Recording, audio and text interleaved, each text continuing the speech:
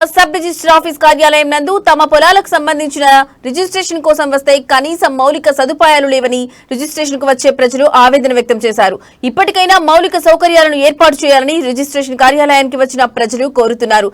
Sub register కార్యాలయానికి వచ్చిన రైతులను అసభ్య పదజాలంతో జూనియర్ అసిస్టెంట్ అధికారులు దూషిస్తున్నారని సబ్ రిజిస్టర్ కార్యాలయం అధికారిని వారు వివరణ కోరారు.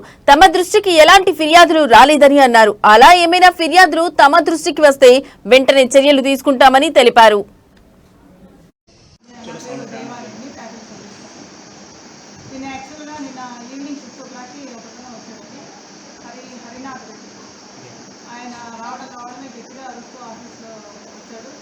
ఆయనకు చెప్పాను, ఏదైనా ఉంటే పొద్దున్నే రండి, ఈవినింగ్ 6 అవుతుంది, మీరు ఏదైనా ప్రాబ్లం ఉంటే నేను సాల్వ్ చేస్తాను, ఏదైనా ఉన్నా కూడా రిటర్న్గా ఇవ్వండి, సమస్యను పరిష్కరిస్తాను అని చెప్పారు. కాకపోతే ఆయన వినలేదు.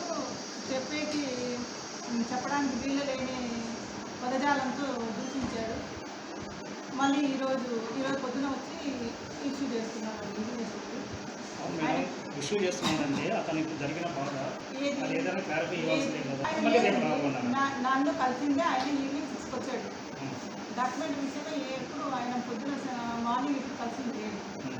ఆయన వచ్చిందే ఈవినింగ్ 6కి వచ్చాడు.